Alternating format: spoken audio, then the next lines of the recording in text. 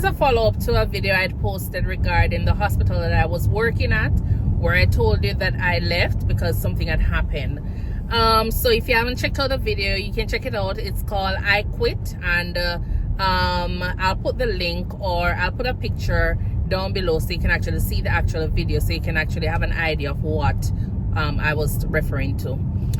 So I basically was working at the hospital. As I said, I was almost on my 1 year working there, but there were so many things that were going on in that hospital setting that were questionable. But as I say, there's a lot of time we would get assistance from other nurses at the other hospital or the major hospital, and so it was a little bit more comforting. But at the end of the day, there are days whenever it's really busy and we don't get the help in time, and so it was just something that was concerning for me. And the fact that we have to do so many other roles apart from just working as an emergency room nurse.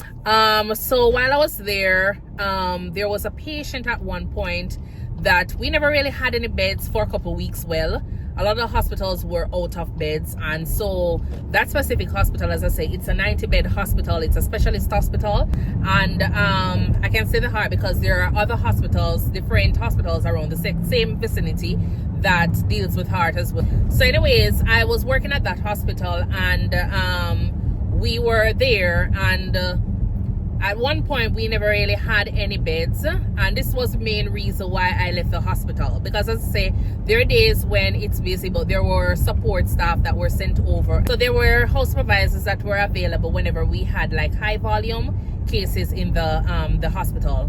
So at that time when I was working there, we never had any beds for a couple weeks. Well, when I talk about weeks, it's like probably 3 weeks or 4 weeks heading on. The hospitals was like full.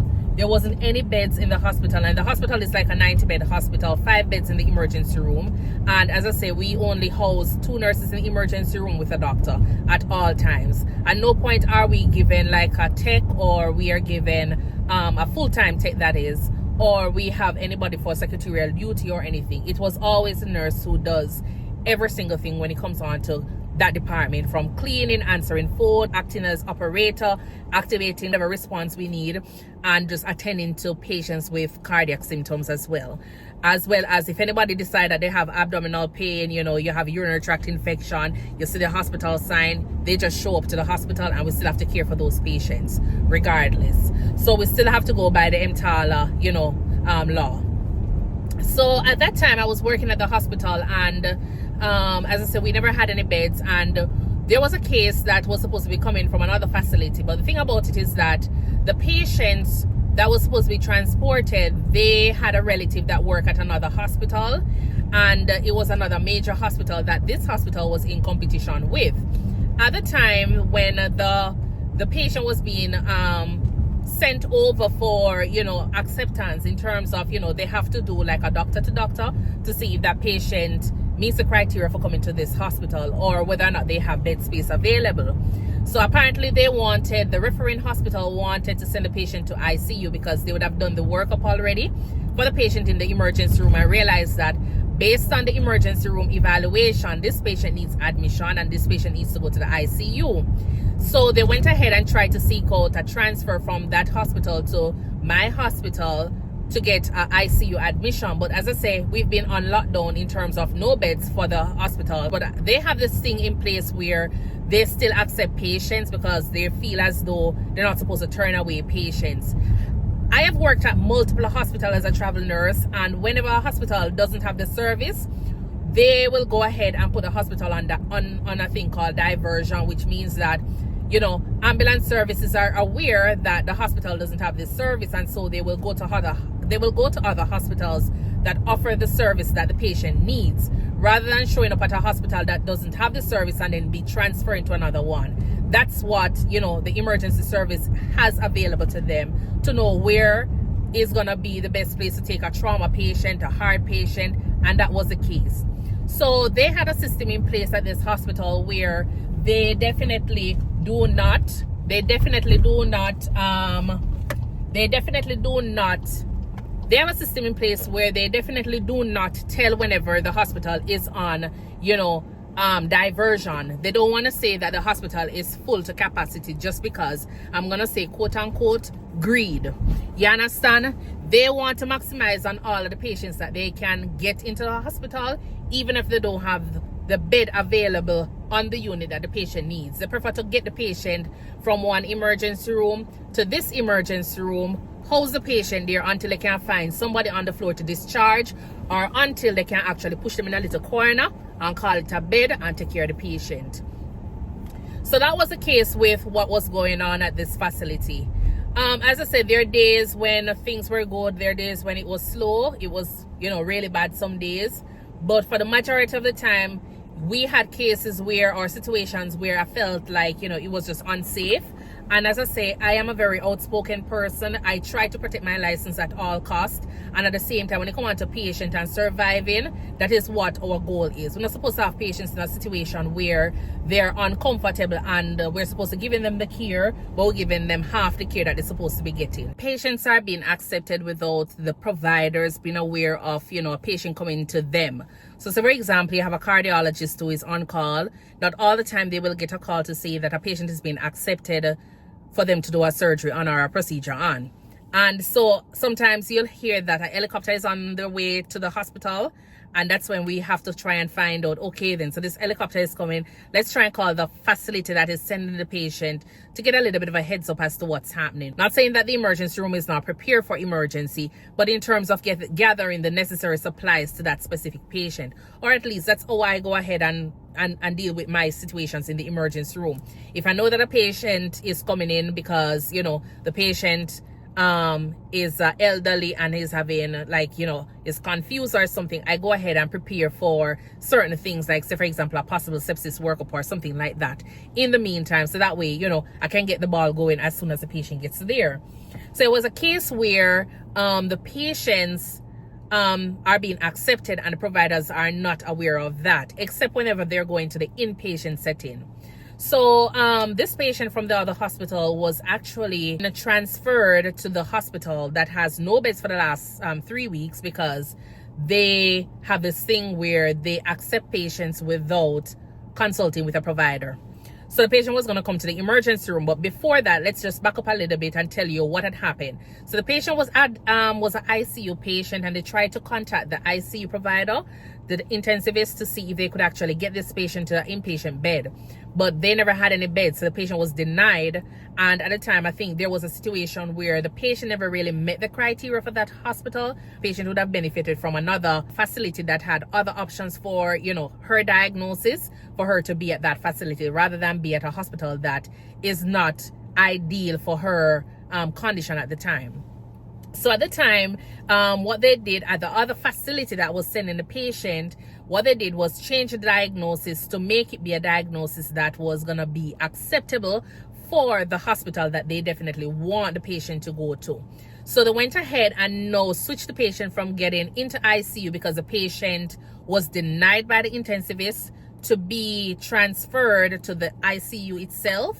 So the hospital that was referring the patient went ahead and changed the diagnosis to have the patient come through the emergency room, because there is this thing where you don't need an acceptance from a doctor. You don't need to talk to a doctor in the emergency room to say, okay, then we'll accept this patient here because we have beds, or we have providers who are able to take care of this patient.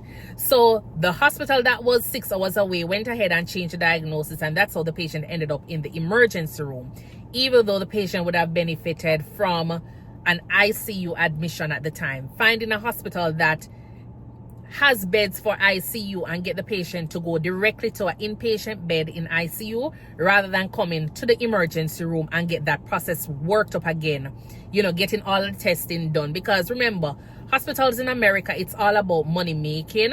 So everybody going to want to make their own little money. You have some doctors who are pretty good at, okay, then we'll use this test from this patient admission or emergency room visit at another facility. But you have some other persons who are just greedy. You have some persons who are just lazy, and so they will go ahead and use the results or the test from another facility, while you have some persons who will literally, order the entire textbook of medical procedures on a client, so that they can make money in their company. You understand? So as I say, it's a business here. So it depends on the route that each person, or the conscience of the person, and how they go about taking care of the patients. You understand? But at the end of the day, it's an expense to the patient. The patient was airlifted from another hospital that was 6 hours away to the emergency room. And the only reason that was done was because of the fact that there wasn't any label attached to the hospital to say that we have no beds in the hospital. All right, so the transfer center would normally be the one that gets the call to say they have a patient that they need to get transferred to your facility. When they do that, they usually would have to reach out to the providers and have the providers talk to see if this is the best suitable place for the patient, versus transferring a patient here and then realizing 1, 2, or 3 hours later you're going to have to transfer the patient to another facility to get the actual service that the patient needs.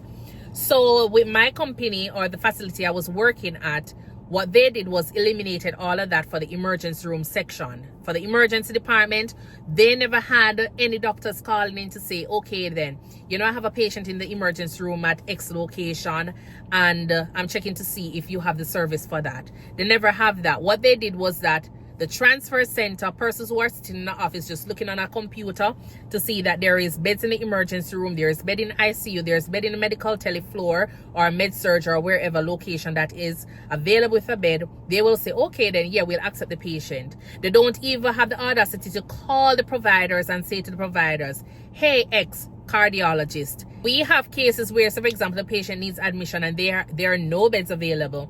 Then those patients are being transferred to the emergency room without a provider even knowing that the patient is coming there. So as I was saying, back to the patient that was supposed to be coming from the other facility.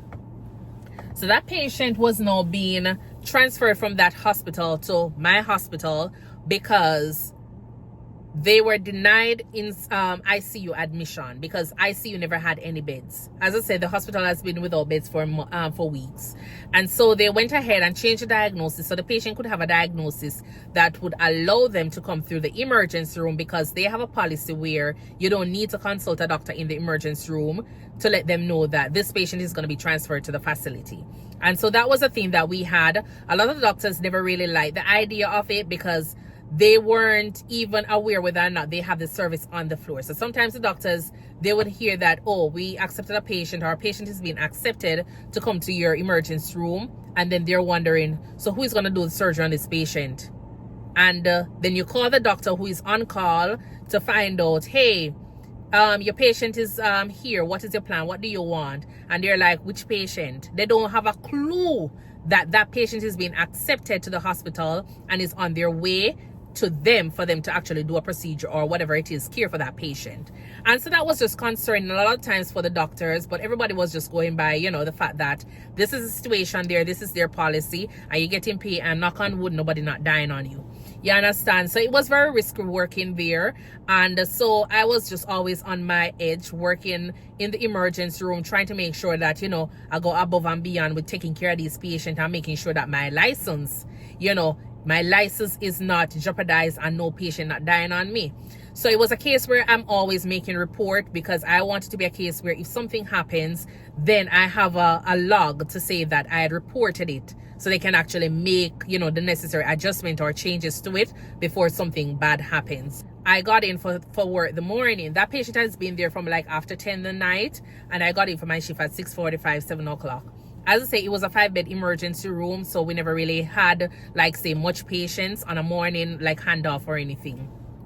That morning, we had gotten 3 patients. We ended up sending 1 out, and then we had 2 patients left in the emergency room. That patient, I was doing like a one-on-one because she was there. She was on a BiPAP machine. She was talking a little bit. There was a daughter there with her for the entire night. So I went in the room. So when it comes on to females, sometimes they might not, and depending on the culture, they might not be quick to say, hey, I pee or whatever it is. I poop myself.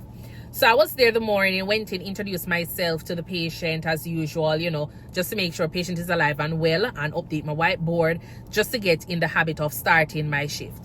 After that, the daughter was there. I went in. She had stepped outside to do something. So by the time she got back, I was there now because this patient was in her shoes. She was in her jeans pants, covered up. She's on her BiPAP machine, and it was just like looking chaotic for me. And so I went ahead. I like to change my patients off into gowns, and so I go ahead and change off the patient, only to find out the patient had poop. So I went ahead, clean up the patient. By the time I was cleaning up the patient, the daughter was coming back in. So I told her, just give me a few minutes. After I was finished with the patient, at one point I had to call another nurse to come and assist me with, trying to roll her, just because she was on so many things, and just try to kind of get like the incontinent pads, the draw sheet and everything from underneath the bed, and get it settled a little bit better so she can actually look a bit more comfortable. It wasn't like a very big room that the patient was in. It was a very small room, because when you have like a hospital bed in that room, you have a BiPAP machine that is like literally pushed against a hospital bed, and you have a chair that is like to the direction of the bed. There's a little room. Whenever you're walking in that room, you have to ask the relative to actually stand up so you can move the chair to get around to like the cardiac monitors and all. It was very congested, so there wasn't any space to do anything. So in those rooms we have one chair, and that one chair is gonna be very important as to why something had led to something else. So remember, it was just a very small room.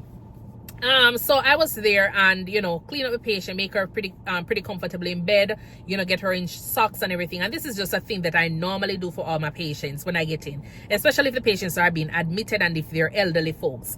I don't want it to be a case where every time they want to pee, I have to be pulling down jeans pants out of the bed. No, it don't look good. I don't want to go to a hospital and see my relative in bed for how much hours, still in a shoes. I don't want to see them in a jeans pants. I don't want to see them in belt. I don't want us to be trying to poke like electrodes under here, and like it never did work out for me. And so that was just my thing when I get onto my shift. I like to make sure that my patients are looking good in bed, and this is a thing that I do from back then when I was working in Jamaica. I was well known for that. You understand? Making sure that my patients are comfortably in bed, propped up, so whenever the relatives come, everybody can be happy about how the patient look. The situation might look depressing, but no, you can't make the outward appearance of the patient depress the relative as well. No make that happen. Make the patient look presentable, and that was just my thing. You understand?